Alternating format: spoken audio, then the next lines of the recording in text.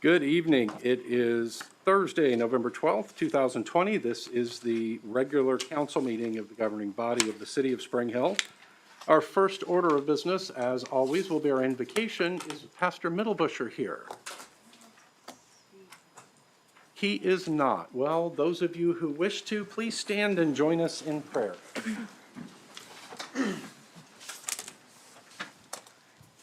Dear Heavenly Father, we thank you for this opportunity to again come together and bring you our joys, our sufferings, and our works. We ask that you guide us. We ask that you give us good counsel, and that we ask that everything that we do be done in a means to honor you. We thank you for this opportunity. We thank you for the time that you spend with us. We thank you for the guidance, and we thank you most of all for continuing to provide your love and oversight to our community. We ask for your continued blessings for our first responders and for our military. We ask for your continued blessings of our elected officials, and we ask for your continued blessings and to envelop our community in your loving warmth. These things we ask in Christ Jesus' name, amen. Amen. We continue to stand for the pledge. I pledge allegiance to the flag of the United States of America and to the republic for which it stands, one nation, under God, indivisible, with liberty and justice for all.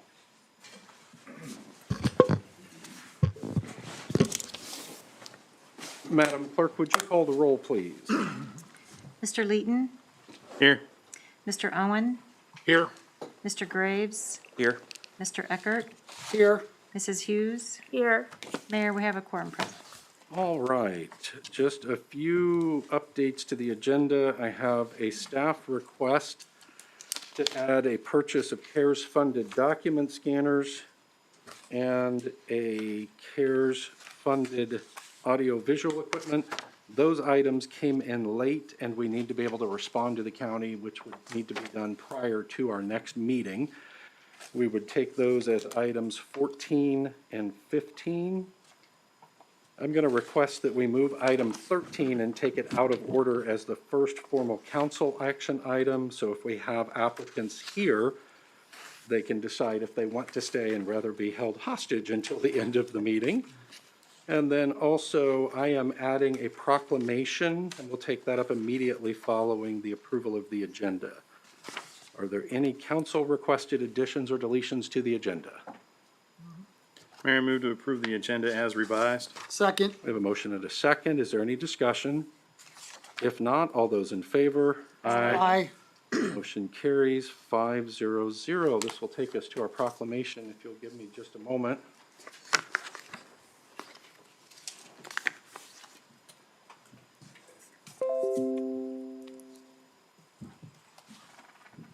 I could ask Chiefs Henson and Francis to join me.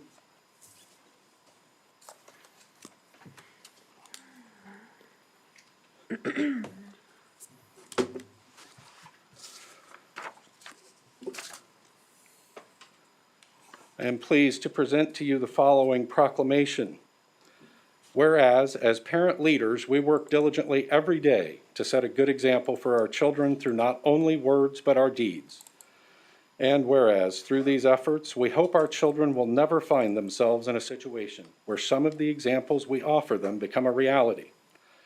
And whereas, when one of those situations does occur, and we hear from others the heroic acts of our children, putting themselves at risk and suffering injury, all in the name of helping a fellow human, parents know they have done their job well. And whereas, when these heroic efforts are shared and recognized, it is not about bringing attention to the person, but about bringing attention to the act and honoring the positive outcome while recognizing what could have been. Now, therefore, I, Steve Ellis, Mayor of the City of Spring Hill, Kansas, do hereby proclaim the month of December 2020 to be John and Daniel Mitchell Citizenship Month in the City of Spring Hill, Kansas, in honor of their rescue of the victim of a dog attack occurring on October 10th, 2020, and for demonstrating incredible bravery and character, and for reminding us that all we do needs to be with the best interests of our children in mind, for they are the very best we have to offer the world. John and Daniel, would you come forward, please?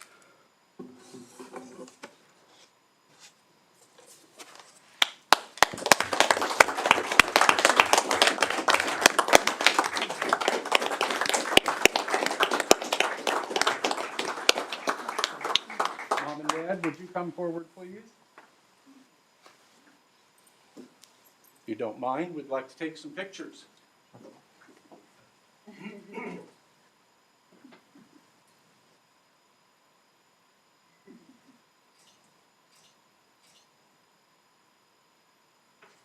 And if we could have the honor of a picture with you up here, we would ask you.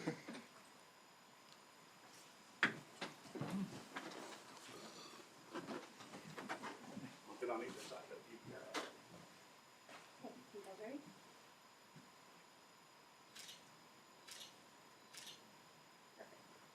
You're a wonderful example for your entire community. Thank you both. There you go.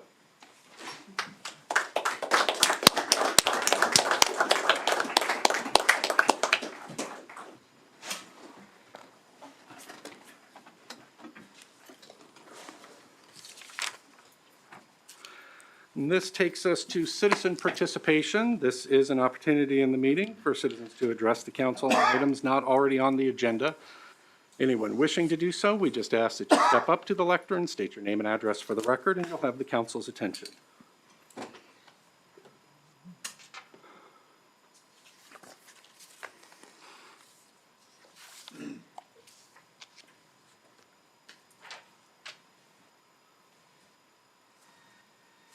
Hi, Steve Oswald, 504 North Jackson. First off, I'd like to send my thank you to Mr. Hendershot for taking care of the situation across the street. It's looking really good. Appreciate it. Second off, I want to look at the possibility, maybe put some bugs in your ears about the possibility of revising our codes so that they're more black and white with not nearly as much gray in them. There's so many codes left up to interpretation that, you know, we are actually, the city is actually turning a blind eye towards some violations, and other violations they're not. They're, you know, they're citing citations. I bring example of, in the code book, it specifically says that wagon wheels are illegal to use as decoration, etc., and so on. Now, I'm sure that most of you, including myself, think that's pretty ridiculous, including the gentleman that has built them into his wall by his house right by the community center.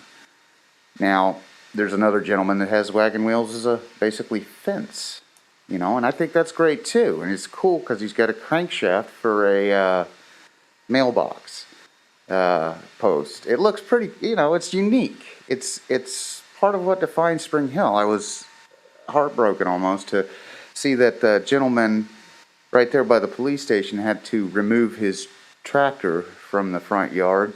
You know, an old rustic antique tractor. You know, it was kind of sad to see that have to be moved. And he was told by the city that it needed to be moved.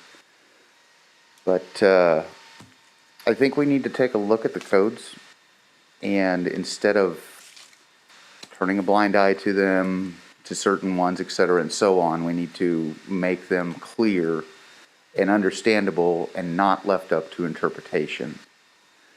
I think if we do that, the city as a whole will be in a much better place. And I also believe that we won't have our citizens worried about, okay, am I violating a code right now or am I not? There's a person specifically that has things on his driveway. Is it in violation? That's left up to interpretation if you look at the codes right now. Does it look hideous? Yes. But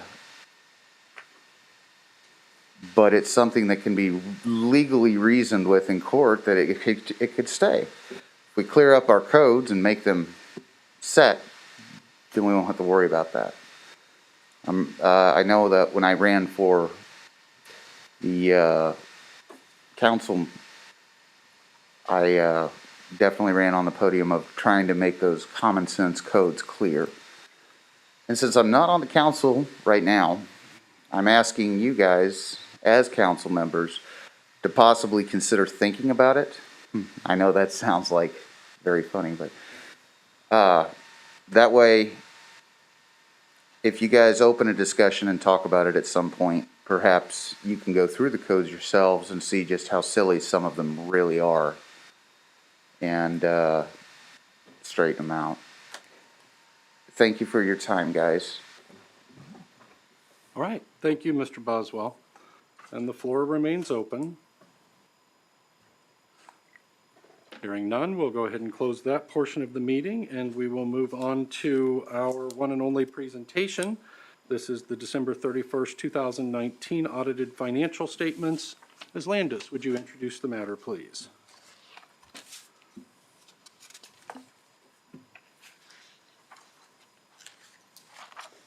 Thank you. If you'll recall, earlier this year, we did an RFP for new auditors for the city of Spring Hill, and we awarded that contract to Gordon CPA. Sean Gordon is the lead auditor with that company, and they have been working with our senior accountant, Luann Armstrong, who's here to help answer questions as well. And that we just completed that audit, so that would have been from the December 31, 2019 financials. And Mr. Gordon is on the phone and available to, he is going to actually give you a rundown of their findings of the audit and just a cursor for the financial statements. You do have a copy of them in front of you. I don't expect you to read through all of them, but he can give us an overview. Mr. Gordon? Yes, thank you. Can everyone hear me? Yes. All right. So as Melanie said, my name is Sean Gordon with Gordon CPA. So we performed the 2019 audit of the city. I'll go through that bound copy of the audited financial statements that you have in front of you. Just super quick, kind of pointing out some of the highlights of that report. If you have any questions, feel free to stop me along the way or ask at the end here in a few minutes. So starting with pages 1 and 2, this is called the Independent Auditor's Report. Here we discuss management's responsibilities for the financial statements and then our responsibilities for the financial statements. And our biggest responsibility is to issue an opinion on the city's financial statements and financial activity for the year ended December 31st, 2019. So if you look at the bottom of page 1, that's the opinion paragraph. We've issued an unmodified opinion, which is the highest and cleanest opinion we're allowed to give under state and federal guidelines. So that just shows that the financial management of the city was great. There were no issues with the financial management or of the financial reporting of the city's activities. Flipping forward, the next section is pages 3 through 8. This is called the Management's Discussion and Analysis section. This 5-page section provides a narrative explanation of the city's 2019 financial activity through the eyes of city management. You'll see financial highlights, reporting on the city as a whole, comparisons to the budget that was adopted for 2019, and so on. The next section forward is pages 7 through 9. These are the basic financial statements of the city. You'll see what's typically referred to as a balance sheet and an income statement on both of these pages. And you'll see on page 10, about 3/4 of the way down, is the change in net position. And that total change of the city's finances was in the good for almost $860,000 for the year. The next section forward is pages 11 through 22. These are more detailed breakouts of the city's major funds and enterprise funds. These funds just have more activity running through them for the year. So they're presented, up front and towards the front of the financial statements. The next section forward, is pages 23 through 52. These are the notes to the financial statements. There's information here on the city's long-term debt, Caper's retirement plan, and many other items. This section is mostly the same as what you've seen in the previous years. There were no major updates or changes required by the state or by federal guidelines. And then the final section in that bound copy that you have in front of you is pages 53 through 59. And these are just the remaining funds of the city, the smaller funds that have a little bit less activity or transactions running through them. Also this year, we did not have any audit recommendations for the city or the council for this audit period. So again, that reflects very well on how the management of the city's finances and internal control system is working very well for 2019. If you have any questions, please let me know. Any questions? All right. Well, thank you very much. We appreciate the effort and the explanation. And Mayor, you so we'll much. have the financials posted to the website, so we didn't have enough of these printed copies just for the public, but they will be on the website hopefully tomorrow. And if there's any questions, and as you guys have a chance to actually look through them, please reach out and let us know. We can, answer anything that you need. Okay? Okay, thank you very much. Thank you. And this takes us to the consent agenda. Mayor, move to approve the consent agenda. Second. We have a motion and a second. Is there any discussion? If not, all those in favor? Aye. Carries 500. This takes us to our first formal council action item. This will be item number 13, taken out of order. This is consideration of appointments, and I will start with the Spring Hill Recreation Commission. I am nominating Diana Roth who had taken over an unexpired term for us and has served dutifully on there. She has reapplied to ask for a full term, so I am recommending Diana Roth to a term concluding June of '24. Mayor, I move to approve the appointment of Diana Roth as stated for the term. Second. We have a motion and a second. Is there any discussion? If not, all those in favor? Aye. Carries 500. Next item will be the Planning Commission. I have 3 people who have applied and 3 vacancies. I am recommending the reappointment of Roger Welsh, who currently serves as our vice chair, to a term concluding February of '23. Mayor, move to approve, I'm sorry, Mr. Welsh, Mr. Welsh to a term concluding February of 2023. to February of 2023. Second. We have a motion and a second. Is there any discussion? If not, all those in favor? Aye. Motion carries 500. The next opening is a term also concluding in February of '23, and I am nominating Rodolfo Aravello for that position. Mayor, I move to approve the appointment of Mr. Arbella. Second. We have a motion and a second. Is there any discussion? If not, all those in favor? Aye. Motion carries 500. And the last position is Troy Mitchell, and that would be for a position also ending in February of '23. Mayor, I move to approve Mr. Mitchell. Second. We have a motion and a second. Any discussion? If not, all those in favor? Aye. Motion carries 500. Next is the Cemetery Board, and we have 4 openings and 3 people, so we'll continue to work there. The first will be a reappointment for Don Skinner to a term concluding February of 2023. Mayor, move to approve the appointment of Mr. Skinner. We have a motion and a second. Is there any discussion? If not, all those in favor? Aye. Motion carries 500. Next nomination is Candy Schoenberger, again to a term ending February of '23. Mayor, move to approve the appointment of Ms. Schoenberger. Second. We have a motion and a second. Is there any discussion? If not, all those in favor? Aye. Motion carries 500. And the final appointment for the Cemetery Board will be Kim Deffenbaugh to, again, this will be a term, I'm sorry, I note that term ending February of '22. Mayor, to approve, move to approve the appointment of Ms. Devenbaugh. We have a motion and a second. Is there any discussion?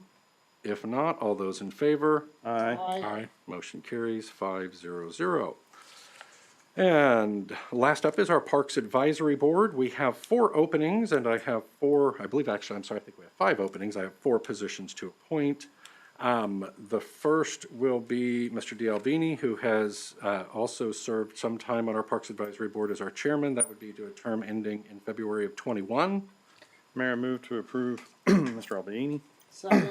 We have a motion and a second. Is there any discussion? If not, all those in favor? Aye. Motion carries 5-0-0. Next is Ms. Downey to a term ending in February of '23. Mayor, move to approve the appointment of Ms. Downey. Second. We have a motion and a second. Is there any discussion? If not, all those in favor? Aye. Motion carries 5-0-0.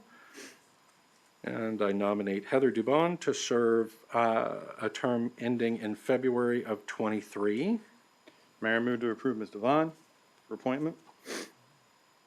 We have a motion and a second. Is there any discussion? If not, all those in favor? Aye. Motion carries 5-0-0. And finally, Mr. Cabe appointed to the Parks Advisory Board to a term concluding February of 2022. Mayor, I move to approve the appointment of Mr. Kay. We have a motion and a second. Is there any discussion? If not, all those in favor? Aye. Aye. Motion carries 5-0-0. Thank you very much. I appreciate all those who applied. And we look forward, Madam Clerk, you'll reach out to everybody, let them know, those who are newly appointed, when their meetings are, and get them their appropriate credentials. Thank you very much. This takes us to the next of our formal council action items, number 4. This will be consideration of ordinance 2020-18. Mr. Jenkins.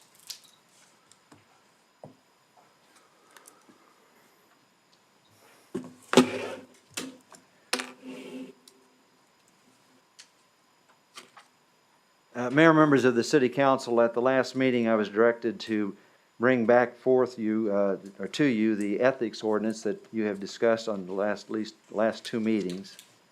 The ordinance is ready for your consideration, and if you wish to entertain a motion, the recommendation would be approval. What's the ordinance number? 18. 18. Mayor, I move to approve ordinance number 2020-18. A second. We have a motion and a second. Is there any discussion? If not, it's an ordinance. We'll vote by roll. Madam Clerk, would you call the roll of the council, please? Mrs. Hughes? Yes. Mr. Leighton? Yes. Mr. Eckert? Yes. Mr. Owen? Yes. Mr. Graves? Yes. Ordinance carries 5-0-0. Mr. Jenkins, thank you for your work on this. We appreciate the efforts. And don't go too far. Item number 5, consideration of ordinance 2020-19. This is in regard to repealing the dog and cat annual, it says tax, it's actually an annual registration fee. However, I have commonly and colloquially referred to it as a tax on responsible people. Mayor, members of the City Council, I was directed to prepare this ordinance for your consideration this evening, which I have done. It's repealing Section 2-202 of the Spring Hill Municipal Code. As part of that repeal process, it was necessary to delete or repeal various other references to the tax or the registration, and that's for the reason for the length of the ordinance. Also, there's some other minor changes that we recommend for the ordinance, or not substantial. There's 2 points that I would like to make. That under section 2-205, which is being repealed, the persons are no longer necessary to have a dog tag or a cat tag. In talking with or discussion with the police chief, one suggestion and one option that we've added to the ordinance is the requirement of an identification tag or chip. This would enable the police department, when they acquired possession of a particular dog or cat, they could identify who the owner is. And without that, then they're going to be able to have difficulty doing what they need to do with that particular animal. It has been expanded to include microchips, not only tags. So one option to you would be to add section 2-21. I can read that to you, and I apologize for getting this late to you, but section 2-21, which is stating an identification tag or chip. It shall be unlawful for any owner, keeper, or harborer to maintain or possess any dog or cat over the age of 6 months in the city without having a microchip placed under the skin of the cat or dog so that it can be readily scanned and securely attaching identification tag or plate to the cat or dog's collar so that it can be readily seen. The microchip tag or remaining plate must contain the telephone number of the owner or other person who is maintaining or possessing the cat or dog. The identification tag or plate must be worn by the cat or dog at all times when the animal is not indoors or in a vehicle. And I'm This- sorry, Mr. Jenkins, I think I interpreted that as an either or. Did I not read it correctly? Is it both? Both a chip and a tag? Okay, I just wanted, I must have misunderstood you then. So it is an either or. Yes, sir. Okay. And as I state, the purpose of this is really to assist the owner being able to have that dog or cat be back in their possession readily. So it's basically to replace the loss of the requirement of having a dog tag or cat. But as I say, it's drafted in such a way that can be either or in the motion. Also, I would point out that during the course of the review of Chapter 2, which is the animal and fowl section, there's been several changes that also were noted that need to be updated, and we recommend that we are going to be coming to the governing body shortly to add those changes to that chapter. And if there's any other questions, I'll be glad to entertain those, but the recommendation would be approval of that ordinance. I don't have an issue with the either or language. Again, responsible pet owners do one of those two things anyway. I don't feel that there's a reason to put it into a code. If you've lost your cat or dog and you haven't put the chip on it and the police pick it up, they're going to take it to the pound. There's no way for the police to come back to you and say you didn't have a chip on it or you didn't have a tag on it. Therefore, there's some kind of repercussions to you. I mean, it doesn't change what we are doing and what the city and the city staff and the police department are really doing. It just tells you to be responsible and put a tag on your pet, which I believe people are going to either do or not do irrespective of the Right. rule that we're putting in place. It's the exact same as the tag and the license fee. If you're a responsible pet owner, you're getting the appropriate vaccinations, you're managing your pet. So I would love for us to see, and I will work with the vet in town to bring in a free microchipping day and see if we can get that, but I don't think it needs to be in the law. I'm fine with that too. I kind of agree with her. All right, so, So we'll strike that portion of it. all right, Yes, sir, and so the appropriate motion, if that would be the desire of the council, would be approve ordinance number 2020-19, I believe, That's correct. excluding section 221 relating to the requirement of identification tags for dogs or cats. so moved. Second. We have a motion and a second. Is there any discussion? If not, it's an ordinance and we'll vote by roll. Madam Clerk, would you call the roll of the council, please? Mr. Leighton, Yes, Mr. Eckert, Yes. Mr. Owen, Yes. Mr. Graves, Yes. Mrs. Hughes. Yes. Ordinance carries 500. Thank you, everyone, for your work on this. I know this, and I don't mean this as a pun, but this has been a pet project of mine for several months. And I'm delighted that we can do this for the taxpayers. Next item is consideration of resolution number 2020-R-22, adopting a donation policy relating to acceptance of donations to the city of Spring Hill. Mr. Jenkins, you still have the floor.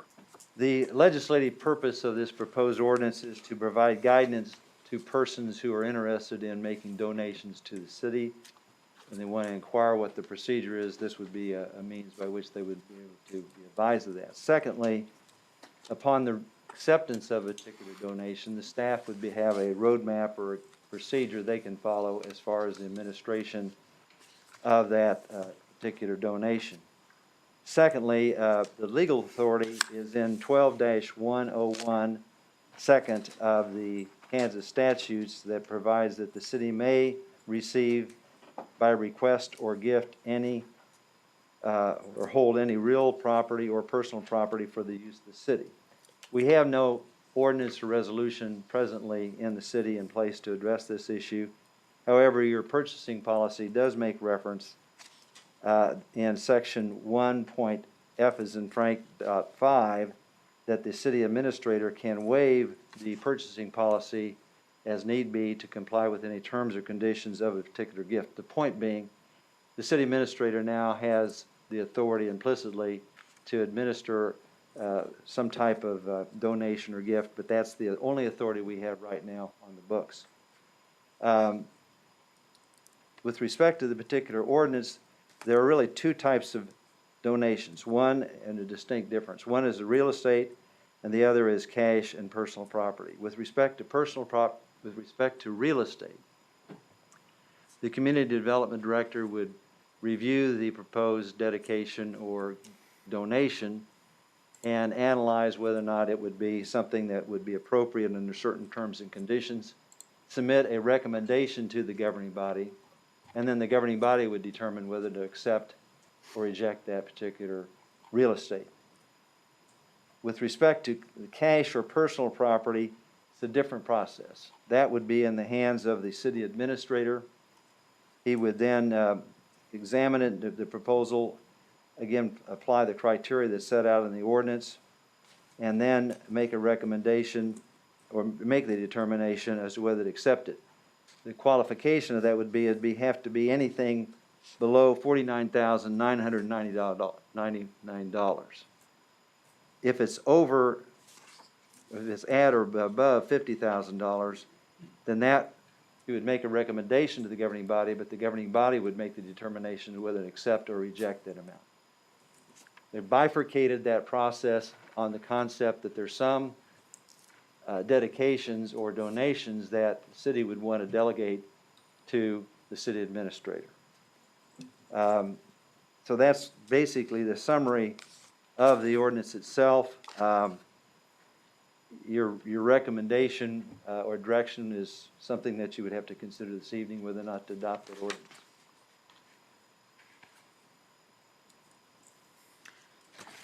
Mayor, I move to approve resolution number 2020-R-22. I stand corrected. Resolution. Fine. Do we have a second? Second. We have a motion and a second. Is there any discussion? I did want to discuss the personal property. Okay.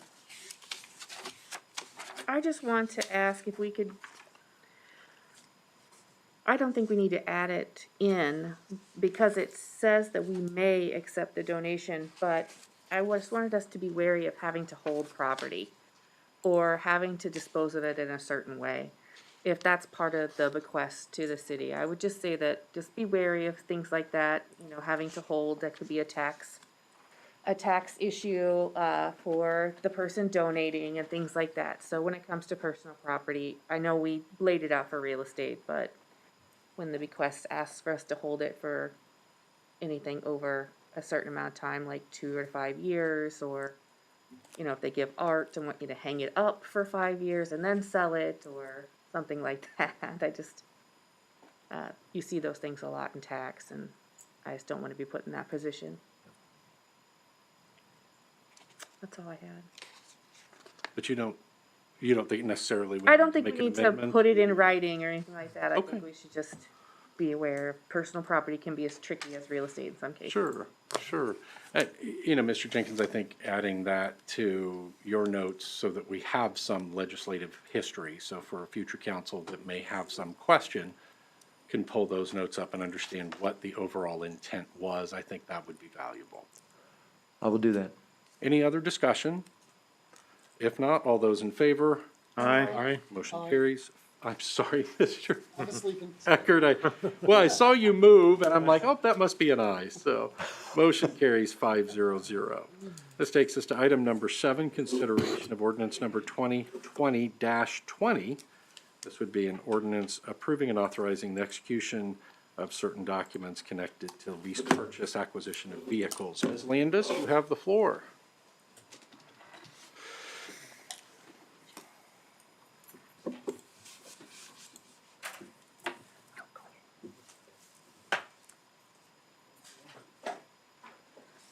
All right, thank you.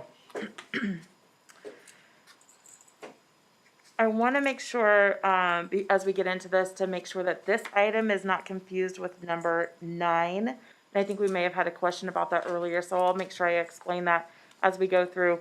This lease purchase ordinance that you're considering right now is related to the items that were purchased in the year of 2020. Item number 9 are the purchase or the reimbursement resolution and the authorization to purchase the items that were approved for the 21 budget. It's just that we need to order them early. So we'll get to that, but I want to make sure there's a separation there. So this process, this resolution is, this ordinance is the final piece, which we did an RFP for the lease purchase of the items that we previously adopted resolutions for reimbursement of 3 police vehicles and related appurtenances. There were 2 SUVs and 1 truck.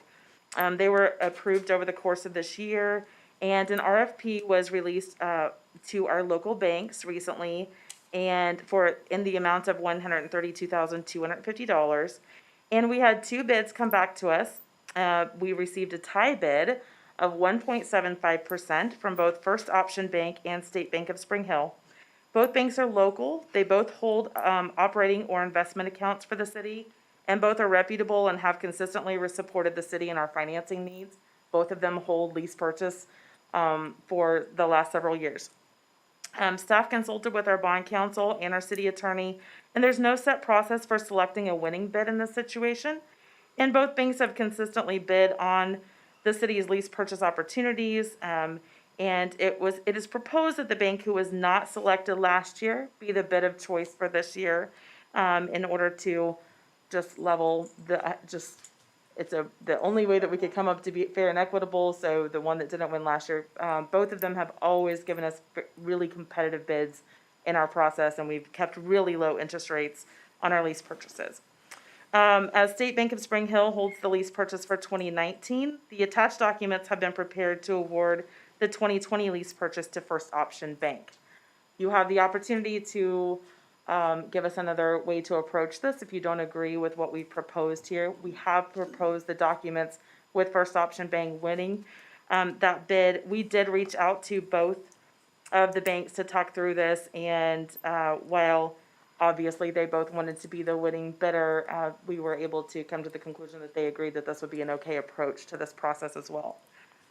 The ordinance, the base lease, and the lease purchase documents were drafted by Kutak Rock, and our bond counsel, Tyler Ellsworth, is on the phone, so if we have any questions for him, he's available. The alternatives that we gave you were to award the bid to First Option Bank and approve the ordinance, or we could deny the award of bid and ordinance and direct us to take some other approach to this process in selecting. The principal and interest payments will be paid from the equipment fund, and the cost of issuance, which is $5,000, will be paid from the general fund. And the recommendation is the award of bid to First Option Bank and the approval of ordinance 2020-20, approving and authorizing the execution of certain documents by the city of Spring Hill, Kansas, in connection with a lease purchase transaction for the acquisition of equipment for use by the city of Spring Hill. Do you have any questions? Are these replacing vehicles or are these new to the fleet? These were all replacement vehicles. And with the old vehicles, we kept, One was traded in, yes. one is going to be reallocated to the city. Actually, two were repurposed. The other one was allocated to the city. Yes. Any other questions? Okay. All right, would entertain a motion. Mayor, I move to approve ordinance number 2020-20. second, We have a motion and a second. Is there any discussion? If not, it is an ordinance. We'll vote by roll. Madam Clerk, would you call the roll of the council, please? Mr. Owen? Aye. Mr. Graves? Yes. Mrs. Hughes? Yes. Mr. Leeton? Yes. Mr. Eckert? yes, All right, ordinance is adopted 5-0. Next item is item number 8, consideration of ordinance number 2020-21. This is an ordinance authorizing the issuance of industrial revenue bonds that are taxable, Series 2020, for Mid-Am Building Supply, not to exceed $4 million. Ms. Landis, I would ask, just to refresh everyone's recollection, particularly those in the audience and watching, that we had originally had this come up in August of this year, if my recollection itself is correct, but give us a little bit of the history. Absolutely.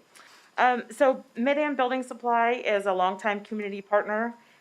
They approached the city the middle of 2019, asking for some assistance with their increase in valuation that they had been resulting in property tax, some significant actual property tax increases for them, and it was impacting their company. And their planned expansion was the best approach that the city had for us to be able to assist them with some of those property tax needs or those needs that they were seeking from us. We did approve a resolution of intent and a pilot agreement in August of 2019.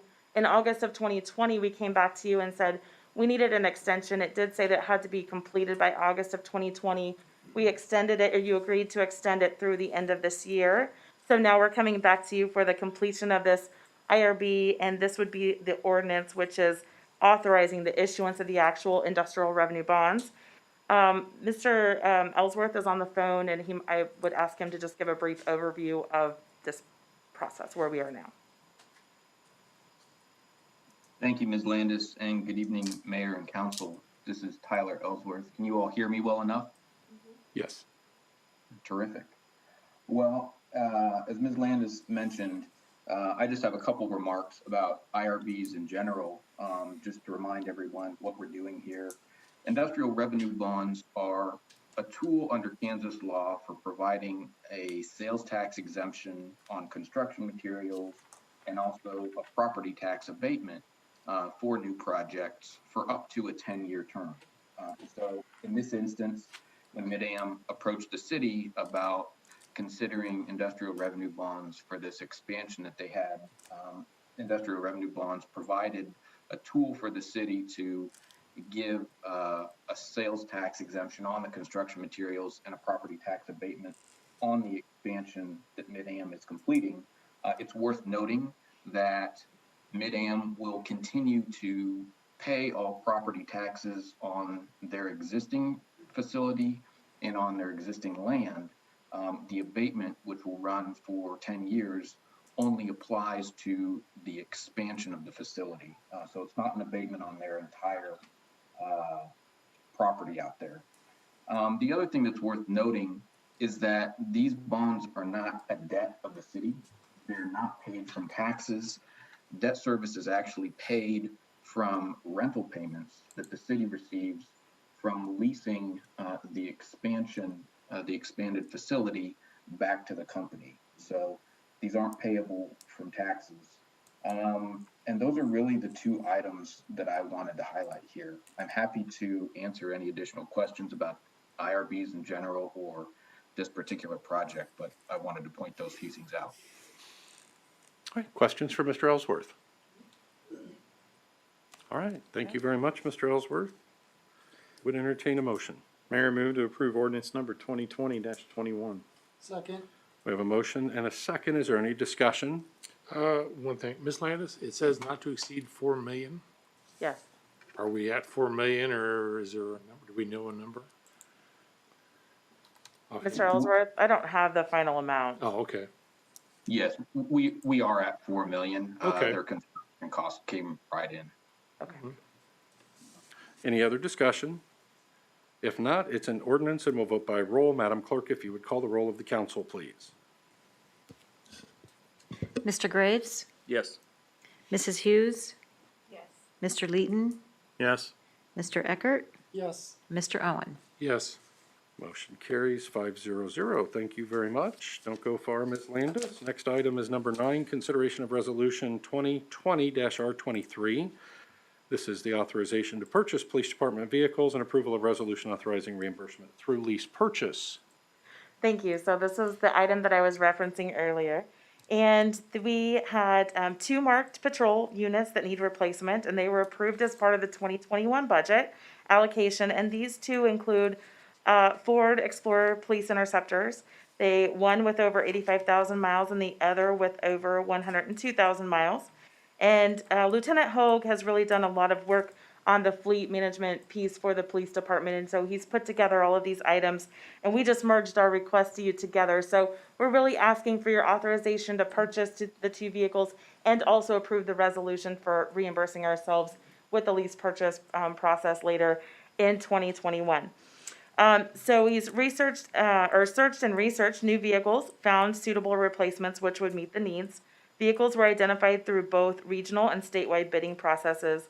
Shawnee Mission Ford was awarded the state contract through the Kansas Department of Administration and provided the lowest bid through the Mid-America Regional Council.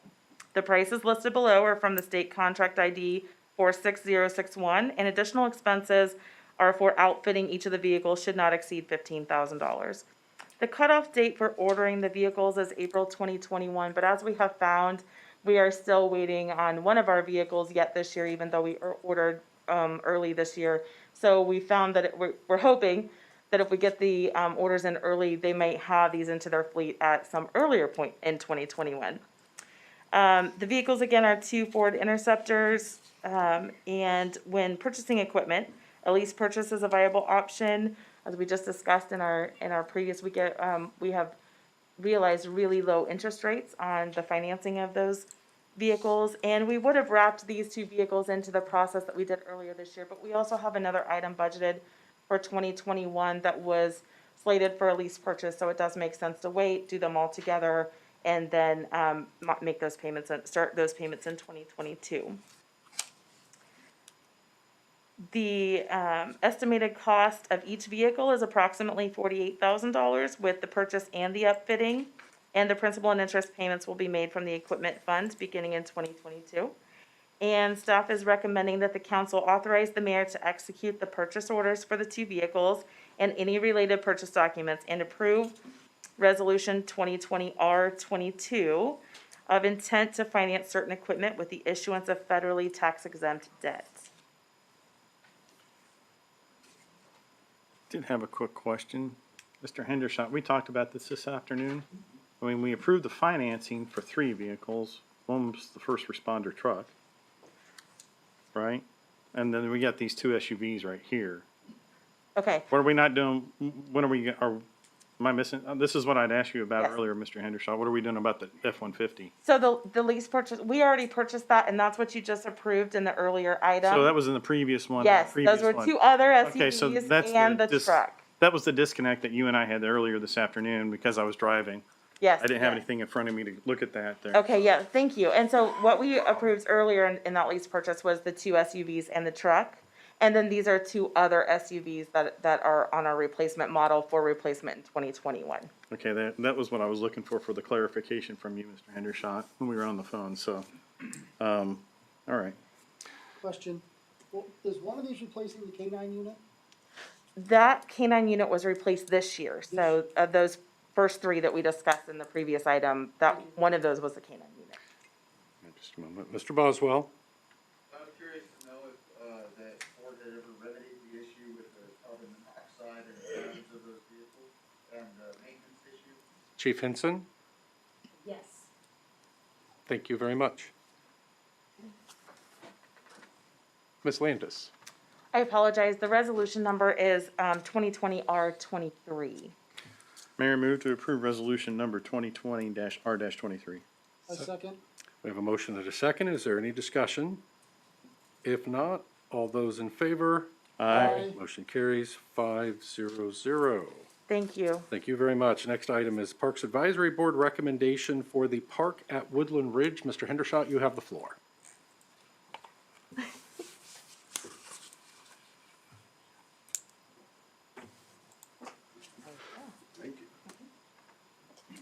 Thank you, Mayor, and good evening, Mayor and Council. You'll recall the city park at Woodland Ridge subdivision consists of 2 ponds, sometimes referred to as the upper and the lower ponds, etc. And also part of that for many years was a dedicated park area known as Melvin Murray Park. The Melvin Murray name has now been reassigned, if you will, to the dog park area at Veterans Park, much to the delight of the Murray family. That brought up the need for the renaming of, and not in the too distant past, the mayor and council asked that the Parks Advisory Board look at some type of a program that would look at honoring or celebrating exemplary residents of Spring Hill who have had a positive impact on the city through their community service. contributions, or citizenships. So over the course of the past months, the Parks Advisory Board has set out on that task. They've developed a vision for the park that would recognize individuals that have had a profound impact on the city of Spring Hill. Naming of that park is the first step in that process. The Parks Advisory Board now continues to look to develop that vision for that park area. The current conceptual plan at the Parks Advisory Board is to include things such as walking trails, parking area, benches, and landscape. Members of the Parks Advisory Board would serve as a review committee evaluating the accomplishments of individuals nominated for recognition within the park. Those that embody the legacy of the community spirit will be honored with plaques on benches or inscribed brick pavers. The park will be in an area to celebrate the positive impact that has been felt by the lives of these citizens.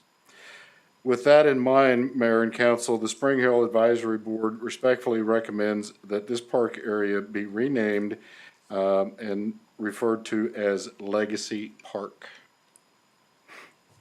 It is staff's recommendation, along with Parks and Advisory Board, to this area at 20705 Barker Road to be known as Legacy Park. Mayor, do I move to approve the park, formerly Melvin Murray Park, to the Legacy Park?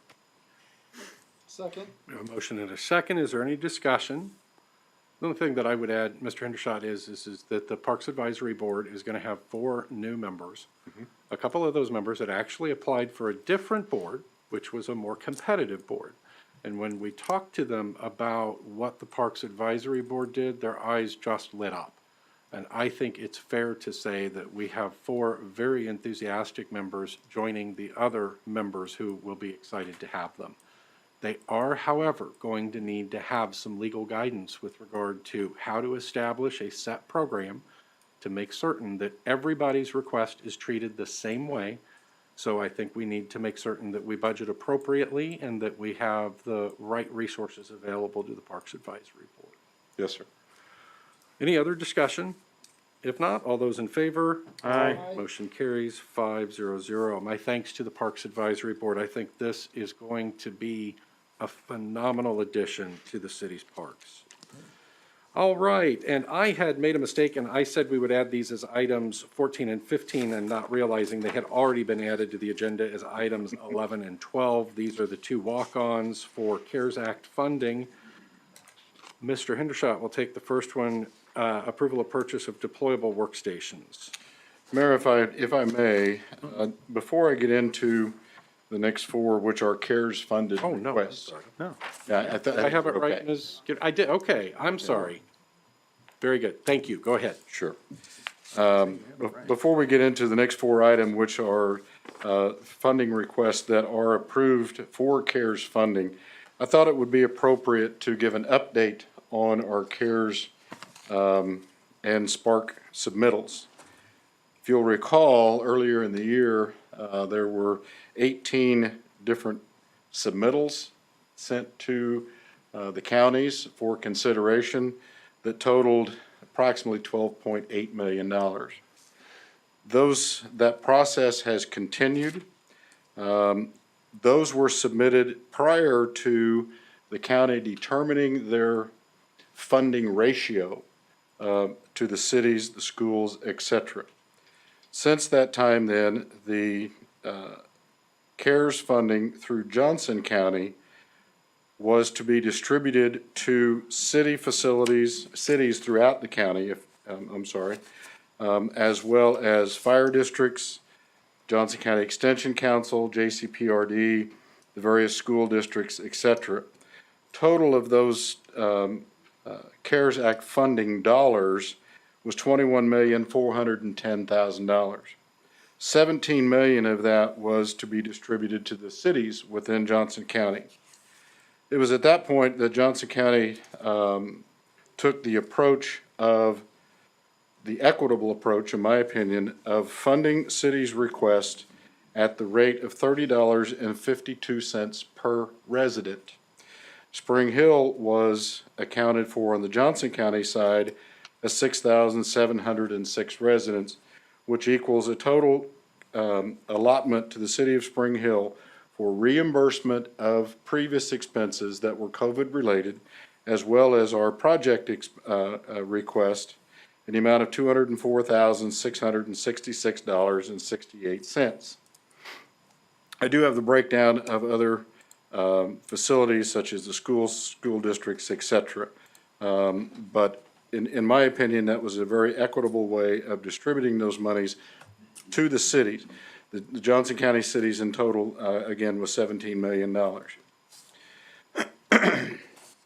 We have, as a staff, have continued down that road of applying for reimbursement of COVID-related expenses. I want to tip my hat to our executive executive assistant administrator, Ashley Wood, as she has taken the lion's share of this project. Between her and Ms. Landis, Mr. Smoot, and others, we have all worked very hard on this CARES program. To date, let me see. Oh, I want to back up. Miami County took a slightly different approach because the communities within Miami County were fairly evenly distributed with population. Then it became a bulk. Rather than per resident, it became a distributed amount in equal amounts with the exception of the city of Fontana, which received a smaller one. The Spring Hill allotment from Miami County was also done at a 60-40 split for reimbursement, with 40% coming from Miami County and 60% from Johnson County. As a result of that, then there was a total of $38,022 available from the Miami County.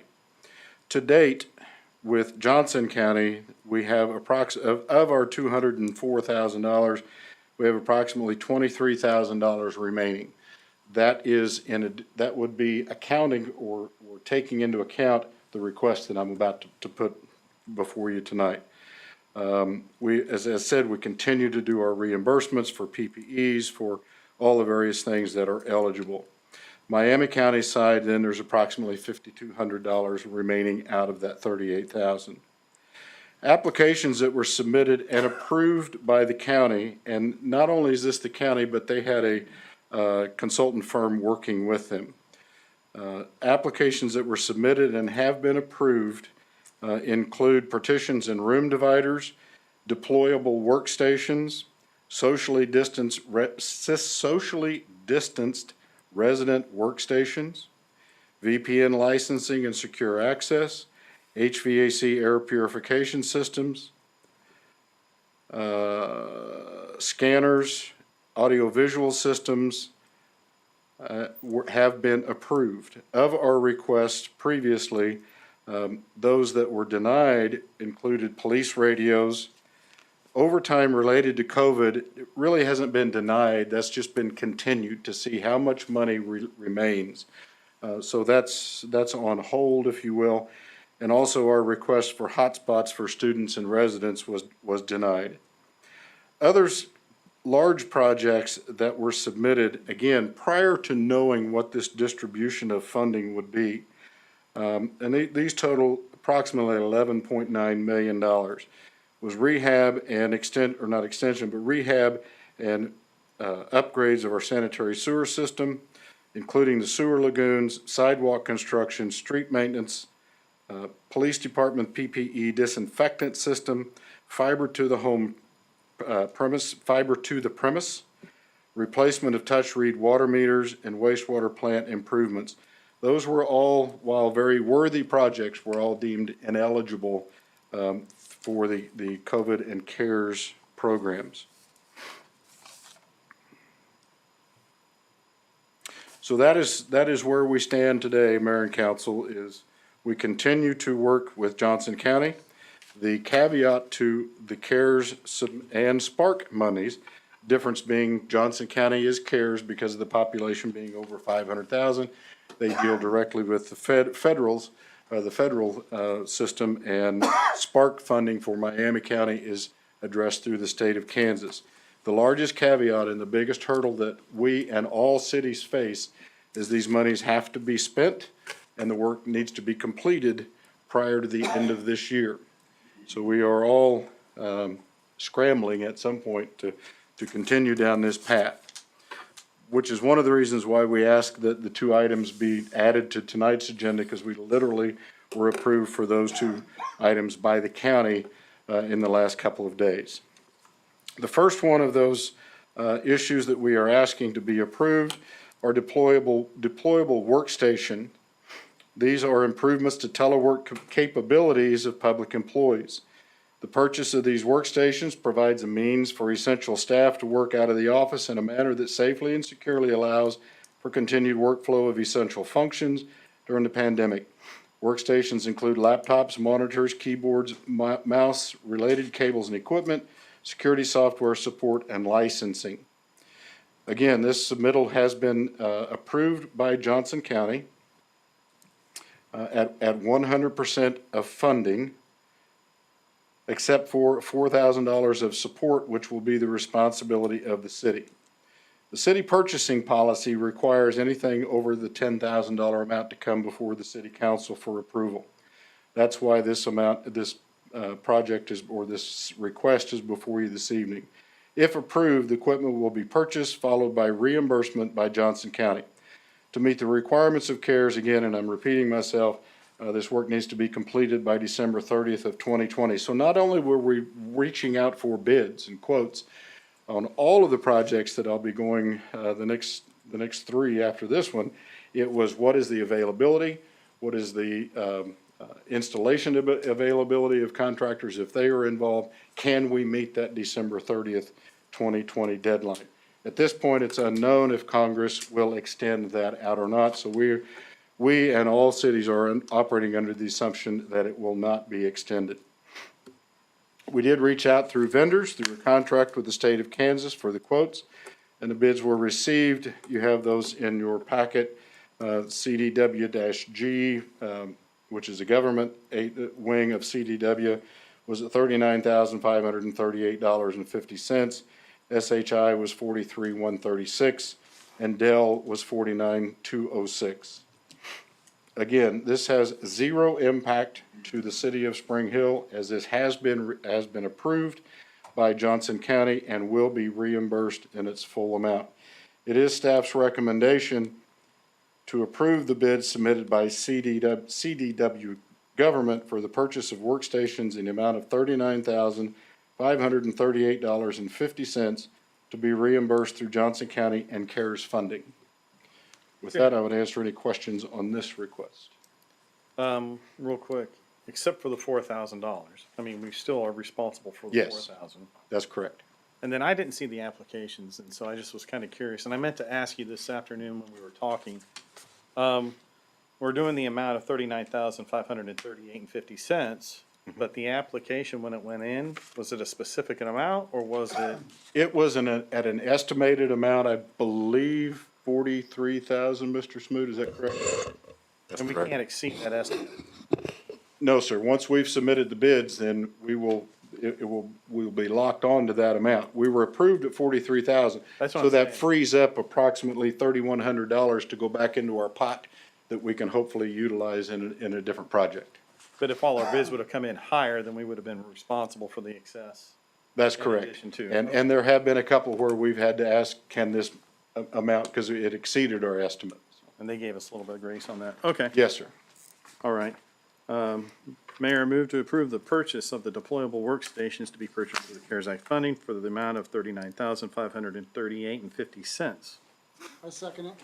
We have a motion and a second. Is there any discussion?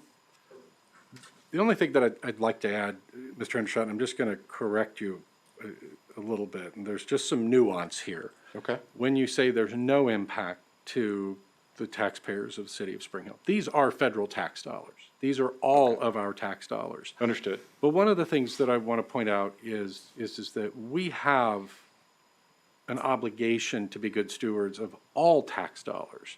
And I feel like that through the work of you and Ms. Landis and Mr. Smoot, your department heads, Councilmember Hughes's extensive efforts in identifying ways to deploy these funds in a responsible manner maintains that fidelity to good stewardship.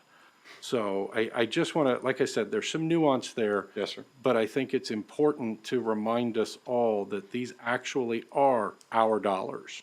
They're just pooled with everyone else's dollars. Correct. Thank you. Any other discussion? If not, all those in favor? Aye. Was that everybody? Okay. Motion carries 5-0-0. The masks sometimes make it hard. And we can't see lips either. I know. Much to my kids' chagrin, I have excellent peripheral vision, but it doesn't help with the mask. Takes us to item number 12, approval of purchase of HVAC air purification systems. Mr. Hendershot. Thank you again, Mayor. This is another CARES-funded, pre-approved by the county, if you will. These are air purifications for the various buildings in the city of Spring Hill. There are 23 air purification units that are being requested to be purchased. They will go in the duct system of these. These are actually what are called an I-wave system. Councilman Leeton asked me this afternoon for a little additional detail, so I can tell you that these do not have UV lights. These actually have needles that produce negative ions that attract the contaminants within the room. Those contaminants are then removed either through maintenance and cleaning or into the air filter system. So the only maintenance we will have with these, outside of if one of them just fails, would be the regular routine cleaning of and changing of filters. And we would monitor those at an increased level to see if that need has increased. The needles that are in these units that sit in the HVAC units actually have mechanical brushes. They're self-cleaning, so it keeps them operating. So basically, there is no maintenance to these unless there's just total failure. They're a plug-in unit, and we're very pleased with that. We had submitted in our original application the UV light systems at some $46,000. These systems, as we've learned more about them, thanks to the work of Tracy Viles at Public Works, I'm confident that they provide the air purification system needs for our buildings, for the safety of anyone in this building. And I'm happy to report that Manning Electric has submitted a bid for these units in the amount of $15,114. We did have other systems that were prescribed by Comfort Designs and Polar Air. However, it is staff's recommendation to approve the bid by Manning Electric in the purchase of the installation of 23 air purification units in the amount of $15,114, and that does include installation and any electrical work that might need to be done. With that, I would answer any questions you may have. So then, there's nothing that we would like to have for an option. The reason why I was asking about this is to make sure that if we needed replacement bulbs or something down the road within a certain short period of time, there's nothing like that we need on this then? That's correct. There are no Because bulbs we're sitting associated. at $15,114 versus $46,000, so Yes, sir. we had a little bit of room for that if we needed extra material Correct. or replacement parts to have on hand in case one went down, so that's why I was asking. Sure. All right. So how many units are we purchasing? 23. And they'll be placed where? In all of the air handling systems at City Hall, at Public Works, at wastewater, and the police department. What is the filtration? What kind of microns are we getting down to as far as purifying the air? I don't have that information, Mr. Eckert. Because I'm always concerned about allergens flying around and things of that nature. And I'm just wondering, what are we capturing with adding this purification system to our buildings? These are designed to capture those, encapsulate them, if you will, so that the allergens, the mold, the mildew, and any other potential contaminants, including viruses and bacteria, are then cleaned and taken away. So when you say they're self-cleaning, that debris or contents have to go somewhere. They don't evaporate. Well, Can you explain that a little bit? I think in what I'm reading here, because I had some similar questions earlier Yeah. today, but I think that these are air purifiers, they're not filterization. That's They're correct. not a filtration system. That's correct. So what happens is the materials go through the system, it's sanitized, but that media has now been sanitized and keeps going through. So if there is an allergen in there, it still is gonna travel Yeah, and through. I've read that as well, Right. but I'm thinking, you're capturing something, you're scrubbing something, what's the fallout from that? Is still my question. I don't think that it's actually gonna capture it. I think it's just going through. It's kinda like when you put a UV light on it, the material goes by, it gets purified, but that material's still going through. So it's not getting captured. Does that make sense?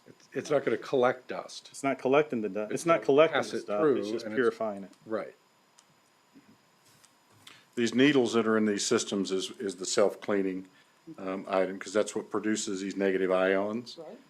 And there really is no noticeable debris that's created from that. It's just a matter of how how delicate those needles are to keep that process More going. like neutralizing then. Is that Yeah. more of an accurate? Yes. Yeah, it's kinda like putting sanitizer on our hands. Our hands are gonna still be there afterwards. They've been sanitized. Well, not some of the stuff I've used. I'm trying to come. Really up good with an questions, analogy. though. I was actually gonna use the UV light for treatment plants, but then that would have been Yeah, probably that's not any, what we're getting. Yeah. no, but I would have probably made it more difficult than I needed to, so. Okay. Mr. Welch? Are these being placed before the filter or after the filter on within the HVAC? We'll work with Manning Electric on the installation on the recommendation that those should be in the supply or in the return air ducts. And I can tell you, in my office, we have a similar system, and it is placed before the filter. So there, you'll hear a zapping sound. It sounds like a bug zapper when it first starts up, because it'll be hitting, I can't give you the technical terms, I apologize. And then it goes through the filter, and it's an electrostatic filter. So it's purified, then it's captured in a filter. So I can't give you any more than that, but ours, at our office, sits in front of the filter. Okay. It's not this type of system, it's a different type of system. No, it makes sense. So Conceptually, otherwise, you're pulling a it's the filter out that's really dirty, that could Right. potentially have all the Right, contaminants in it. Right. That would make sense. Anything else, Mr. Eckert? No, sir. Okay. The only thing that I'm gonna add, and I have no experience with Manning Electric, but there is a significant difference between Manning Electric and Comfort Designs, and a much smaller difference between Comfort Designs and Polar Air. I guess all I'm gonna say is, I don't know about anybody else, but I'm not gonna have much of an appetite for change orders. No, sir. So the 15,114 needs to be a pretty hard number. Yes, sir. Okay. Any other discussion? No. Oh, did you jump in during discussion, or did you take that up before? I apologize. Did we have a We motion? do not have a motion. Okay, very good. Now would entertain a motion. Mayor, move to approve the purchase of the HVAC air purification systems with Manning Electric in the amount of $15,114 for the CARES funding. Second. We have a motion and a second. Is there any discussion? And I just want to add, like I said, I have no experience with Manning. I have no experience with Polar Air. I've had a lot of experience with Comfort Designs and with our other carrier and provider in town. I'm not suggesting there's anything untoward there. I just want to make certain. I sometimes get concerned when there is a significant difference between bids. And I just like to make sure there wasn't any confusion. Okay. Any other discussion? If not, all those in favor? Aye. Motion carries 5-0-0. This takes us to item number 14, where this will be CARES-funded document scanners. Okay. Mr. Hendershot. Thank you again. Much of the work done in city departments involves routing of paper documents between departments or between staff and their supervisors. Desktop scanners for key staff and paper-heavy positions will assist in routing these documents more easily as more employees work remotely.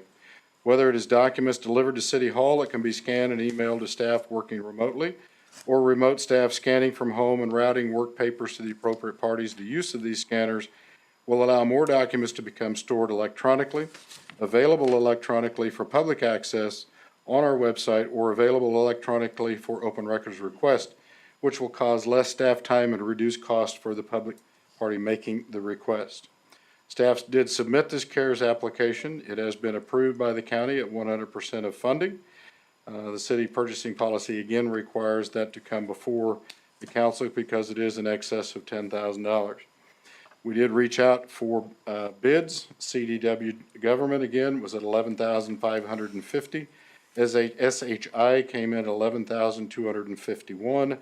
Summer one was $11,136. It is staff's recommendation to approve the purchase of the document scanners in the amount of $11,136.16 to be reimbursed through Johnson County and CARES funding.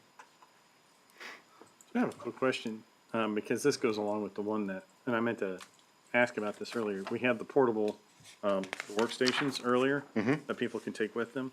What is the process for tracking this? You know, like an asset tag number that goes to it and people get checked out to them? Because, Yes, these absolutely will be checked out, and each employee that has these will be held responsible. If they come back to work, the equipment will be returned because they're deployable to other folks. Because they are very useful equipment. I mean, when I was in Yes. Puerto Rico, we had these portable scanners, and they were really useful. And any of this equipment will be checked out, if you will, to that employee, and they'll be held responsible for that. I just wanted to make sure that we were tracking it because they Yes, sir. are very useful, but they're also very easy to walk off if you're not tracking them, so. Yes, sir. And you're gonna go with Sumner one, this is the one that was walked on tonight, right? Yes. Okay. And you're recommending Sumner one? Sumner one in the amount of $11,136.16. Okay. Mayor, I move to approve the purchase of the desktop scanners with CARES funding with Sumner one in the amount of $11,136.16. Second. We have a motion and a second. Is there any discussion? If not, all those in favor? Aye. Motion carries 500. This takes us to the last of our formal action items, number 15. This would be the purchase of CARES-funded AV equipment. Mr. Hendershot. Thank you again. As the mayor mentioned, this is a request to provide equipment and installation in conference rooms. Currently in the Public Works Building, the wastewater plant, and the police department, these buildings do not have the equipment and the resulting ability to conduct audio and video conferencing. The purchase and installation of equipment to provide for this conferencing will allow for increased efficiency and safe work environments for staff and those conducting business within the city departments by providing platforms for virtual meetings. Currently, many staff members do not have access to individual workstations, thereby creating potential unsafe work situations when attempting to video conference in smaller areas. This equipment will allow for improved communications while providing social distancing both internally and externally. Again, we have submitted this to Johnson County for consideration. It has been funded or approved for funding at 100% of the cost. And we have reached out to vendors as required in our purchasing policy. We have received 2 quotes, one of which is confident of completing the work by December 30th. The second quote is aware of the timeline for completion and is working to obtain shipment confirmation, but their level of comfort of completing that was not high. Other vendors were not able to meet that December deadline. So we only have the 2 quotes for this particular one.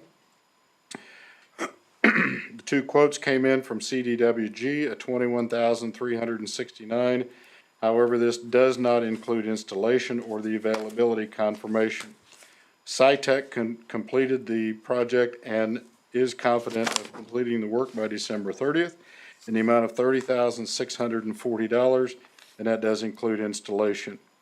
It is, again, to the mayor's point, my agenda review says there is 0 impact, but obviously this is a tax-supported purchase through the CARES funding. Staff is recommending the approval of the bid submitted by SciTech for the purchase of conference room, audio, video equipment, and the installation in the amount of $30,640 to be reimbursed through Johnson County and CARES funding. And again, these units would be installed and utilized in the Public Works Building, the utilities, wastewater plant, and the police department. Do you have a quick question? I mean, we're looking at about a $9,000 difference between these 2 bids. However, that does not include the installation. How much would have been the cost by CDWG for the installation? Do we have a swag? Mr. Smoot? You said swag? Yeah, something like a, well, yeah. I don't want to explain what a swag stands for, but how much would that installation have been? That's the information I was not able to get from CDWG. prior to this meeting. I mean, are we talking 4 or 5? The reason why is, I mean, it just to give it so I have some comparison here. But More it got close to- importantly, did they know when we needed the information by? They did, Okay. Yeah. They were unable to provide it. correct. Okay, And they were also unable to provide confirmation that they could deliver by the end of the year. That is correct. Okay. I just want to make sure, because, Sure. how much were we allocated on this one? This total amount. Well, the total amount, but we had to submit something for an estimate, remember? Do you remember what we submitted? Are we below the estimate? We are below. Okay, that's what my concern Yes. would be. All right. Mayor, I move to approve the purchase of the equipment and installation of the conference room equipment to enable remote meetings to help create physical distancing with SciTech in the amount of $30,640. Includes the installation and completion by 12/30/2020. Second. We have a motion and a second. Is there any discussion? If not, all those in favor? Aye. Motion carries 500. Thank you very much. Thank you, Mayor and Council. Takes us to our one and only discussion item, water and wastewater regulations. Ms. Landis, you have the floor.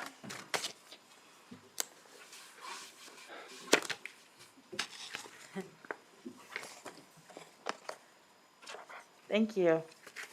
Earlier this year, we came to you with a request to grant us the authority, grant the authority to the city administrator or designee. And so we've been working with utility customers to be able to extend payment arrangements. And we had asked for a 6-month timeframe on that, with the idea that we would bring some adjustments to the water regulations back to you before the end of the year.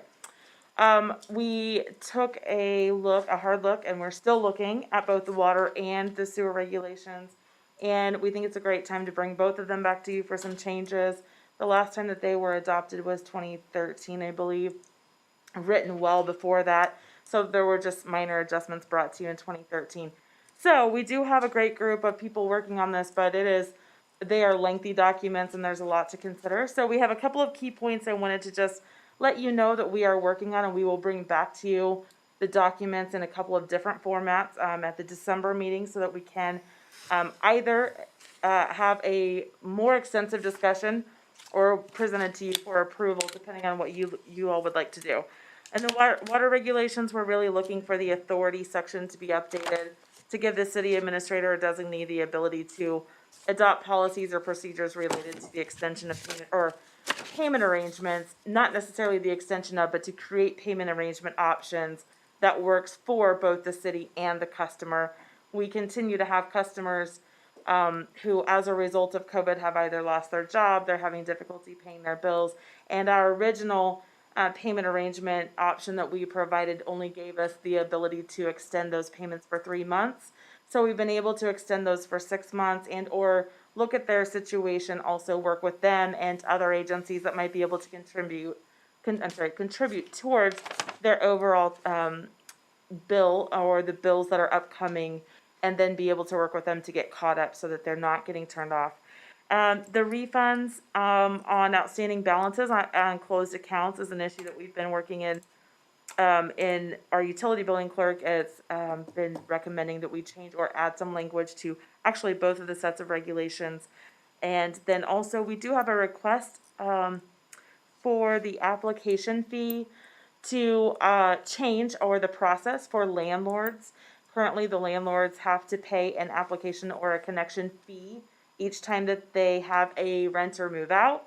And then they want to come in and turn on the water to clean, and literally within a day or two, they have somebody moving in. And so we are taking a hard look at that as to whether or not we want to make a recommendation to change that approach. And the sewer regulations, we are reviewing the proper authority. They are set up very differently in that the sewer regulations, there is an authority section already outlined. And so we're going to take a hard look at that. Again, the refunds item, and then we want to put a proposal together for you on separating or the separate meters, or the need for separate meters to be able to read for commercial customers the consumption for water in those districts that are outside of the Spring Hill Water District. So we do have commercial clients. We do bill based on water consumption. It is a 1-to-1 billing for water and sewer. If we don't have their water accounts, it's difficult for us to bill them. So we're trying to put together the best plan of action for you all, and also being able to work with both of our other water providers to see how we might be able to do that now and in the future. And then also eliminating some of the duplication of the regulations for Johnson County for the wastewater regulations. So those are the items that we're focused on right now. Again, the group has met a couple of times already. We have another one set, and we should be able to bring back to you some documents or send some documents out to you in advance with a memo highlighting the areas for your focus, as well as the redlined version, so that you can read through and let us know if you have any questions ahead of time. If there's any other options or items that you'd like for us to look at ahead of time, please let us know, or either now, or if you were to think of them between now and the December meeting, and we'll make sure that we get those addressed as well. That's really all I had. I just want to give you an update that we had said we'd bring it back to you, and we wanted to let you know that we are working on them. Okay, very good. Any questions for Ms. Landis? Just for clarification, we had made it so that it would go like 3 and then 6 months. Are we still within that 6-month period? That's what you were saying? We are, it was through the end of the year, I believe, It's through the end of the year? December. I can't remember. So, okay, so we're okay through the end of the year. So are you gonna bring back something in December for us to look at, to make a Yes, decision? at the December meeting. Okay. Yes. All right. And maybe you said that and I just missed it, but, She did, okay. and you did, but that's okay. I tried to renumber the agenda twice, so. All right, Right, thank you, thank Ms. you. Landis. And that takes us to announcements and reports. I'd just like to take a moment to thank all of our veterans. Each year, we typically have the opportunity to have an annual Veterans Day program that the American Legion and the American Legion Auxiliary puts on. Due to the pandemic, we did not have that this year, but I know that our veterans have remained in our hearts and our thoughts, as well as our active duty service members. I also, because of an audience member, at least one of them, and probably two, would be remiss if I did not congratulate the United States Marine Corps on its 245th birthday that it celebrated the day before Veterans Day. Uh-huh. And I would also just like to take the opportunity first to remind everybody that we will not be having a meeting in 2 weeks, and to wish everybody a very happy Thanksgiving. I know that this year, more so than many others, we have so much to be thankful for if we'll just take a moment to breathe it in. Lastly, I hope everybody is excited by the work that they are seeing along Webster and in certain neighborhoods, signs going up of construction notices, and I am seeing conduit going into the ground everywhere. So very excited about that. I know that Mr. Hendershot and Mr. Burton and I have stayed in regular contact to make sure permits are being issued. And I would just like to commend Mr. Burton for all of his hard work in making sure those things are getting done. Well, we're working to hire a public works director, and I know interviews have been underway, and I'll be looking forward to interviewing some candidates myself. Pat and Jim both have really put a lot of additional hours in to help to fulfill some of the needs of that department, and I just want to thank both of them. They have made just tremendous strides. And with that, Mr. Owen. I just wanted to thank all the candidates that applied for the commissions and boards and the ones selected. Thank you very much for your time and your efforts you're going to be putting in, I know. And happy birthday to the Marines. Thank you very much. Mr. Leeton. Just to reiterate what you had said earlier, Ms. Hughes had put a lot of effort into the CARES Act funding and the applications. When the email went out and there was questions I had about it, I was actually standing on a roof in the middle of Ohio. I had questions about it, and he goes, well, Ms. Hughes is just sitting right here working on it. I said, excellent, then we're in good shape. So I could tell that you were putting a lot of effort into it, and I just want to personally say thank you for what you put into because we're seeing some dividends now on that. So thank you for your efforts. Also, I just, the Legacy Park made me think about this. I had this discussion with Mr. Hendershot today. Remind me, do we have a park for first responders specifically? No, and I think the Legacy Park helps to fulfill that. That's what my question was to him, is if we were going to be starting to utilize the Legacy Park for that, and if we were not, if we were going to identify another location for first responders. You might recall this started when I had a resident reach out wanting us to name a park for a particular individual. And while certainly that individual would be deserving, immediately following that came someone else, well, my child served and died in Vietnam, wouldn't they deserve a park? And that's also an excellent point. And that's where, that was really the genesis of a memorial park. And I'm delighted that the Parks Advisory Board felt that that was a good addition to the complement of parks that we have in Spring Hill. So it can be for any purpose, any type of memory that the Parks Advisory Board feels fits within what their intention is, which is also why I want to make sure that we have the right resources for them to help them to be able to put those guidelines together. Well, kind of, I mean, when we looked at it and talked about it today, we were talking about like identifying an appreciations for citizens that have contributed, but not, that doesn't necessarily mean that it identifies this as a park for first responders, does it? Right, but they came back with Legacy Park, and I think that Legacy Park is for anybody who's had a positive impact on the city of Spring Hill, irrespective of where they lived. So that would include first responders, that would include military. Okay, so you're saying even military for that too? Okay. Right. Instead of just the Veterans Park out there and. Right. Okay, that clarifies that for me, because you're saying that would also be for military out there, not just Veterans Park. Anybody that has Anybody. had some impact on the city of Spring. Okay, that answers my question on that. Okay, anything else? Nope. All right, thank you very much. Ms. Hughes? I don't have any personal comments or anything. I was just wondering if you knew any more about the way Johnson County is leaning towards the phased approach. Are we going to start seeing us moving back to more formal distancing, or have we addressed whether or not we think we really need that here with the cases rising more than they were in the spring? It's my understanding that there's a meeting of the Board of County Commissioners, I believe, tomorrow, and that this may be on that agenda as to where we are and where we're headed, but I don't have any other personal knowledge of it now. And I can just add that in order to ensure continuity so that there's not confusion traveling from city to city, we've made it our general policy to follow the guidance of Johnson County. Yes. Obviously, if the Johnson County health official makes an order, we're required to follow that. Nothing says we couldn't make a more stringent rule. The issue, though, I think, is one of just continuity. Anything else, Ms. Hughes? All right, thank you very much. Mr. Eckert? Nothing tonight, sir. All right, Mr. Graves? All right, we'll move on to staff reports. Mr. Hendershot? No report, Mayor. All right, Madam Clerk? Ms. Landis? I do have two things.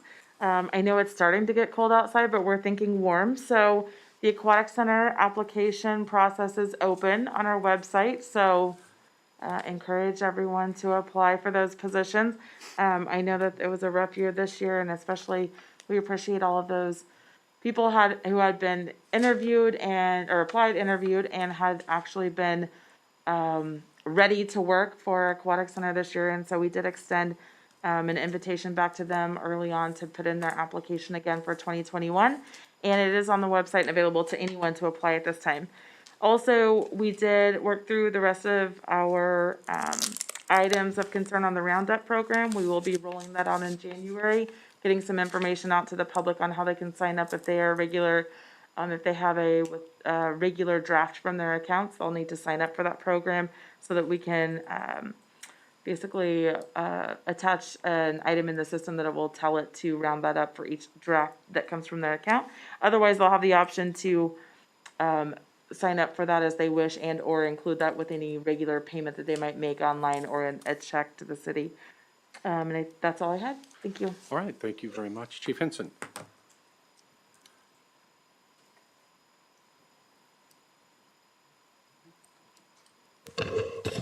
Just a couple things. School crossing guards. They are struggling with filling positions.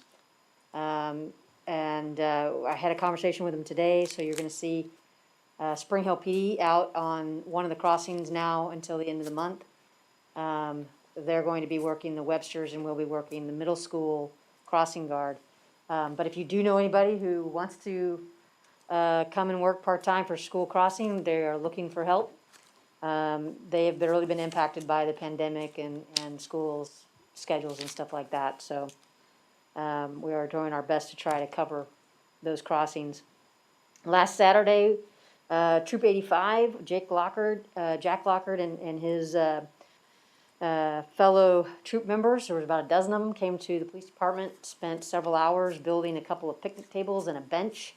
One of the picnic tables is out here, one of them is at the police department, and the bench is sitting out near the jail, so that anybody who's walking down Main Street or in the area, they need to relax, they can sit on the bench and enjoy a little bit of the weather.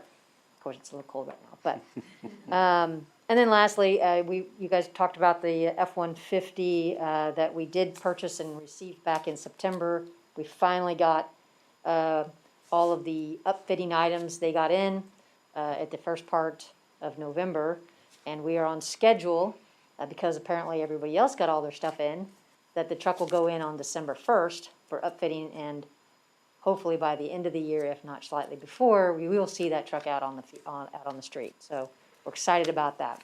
That's all I have. All right, thank you very much. Mr. Jenkins? No report, Mayor. All right, very good. Would entertain a motion to adjourn. So moved. Second. All those in favor? Aye. Aye. Motion carries 500. We are adjourned. Thank you, everyone.